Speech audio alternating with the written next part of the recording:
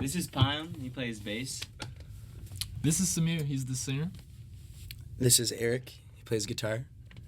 This is Francois. He plays drums. That is Jacob. He plays guitar.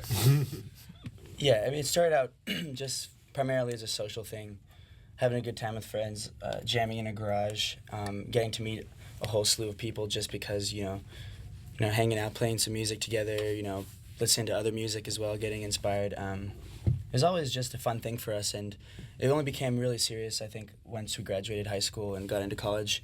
We released our first EP, and it did pretty well, and that's when everything was like, okay, I think we can maybe actually do this for maybe a semi-living.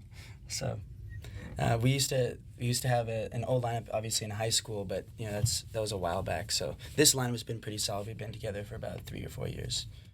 Yeah, actually, a couple of those ended up making it on the album. We recorded 3 of them. It was Texas Tea, Garen's at Normandy, and Cough Syrup, but only Garen's and Cough Syrup ended up making the final cut onto the record. And so we still play Cough Syrup. I think that song really kind of originally got us the deal and just really got us started, so we feel like it's an important one to keep playing. Shake My Hand.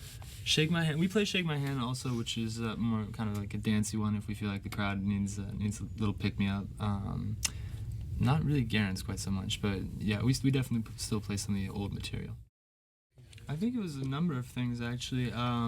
Definitely Kings of Leon. We won this contest, basically, and we were able to open for Kings of Leon in Chicago. And shortly thereafter, we got some attention from Drew, who's our current manager. He was working at Red Light. After that, we did South by Southwest, and that's when we started really seeing the labels start to come out. And then, I don't know, just kind of escalated from there until we finally got a deal, and then here we are now.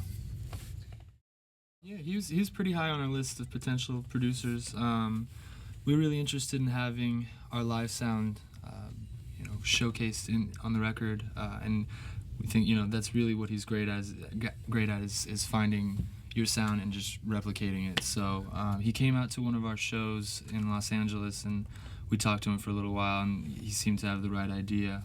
So we ended up recording everything, all the instruments live. So he was really kind of knew what we wanted.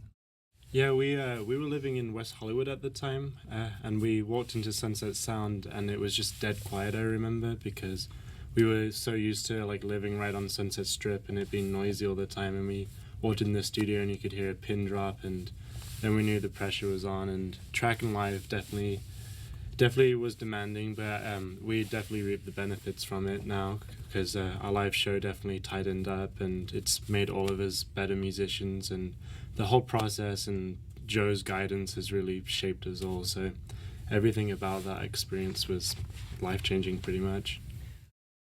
Well, I think pre-production for us was the starting point of realizing that what was being required for us for this record. The first day Joe showed up, we had everything ready, we had breakfast, and we kind of psyched ourselves up, and he picked the hardest song on the record to work on the first day, and then midway through the day we discovered that Joe never actually takes a break.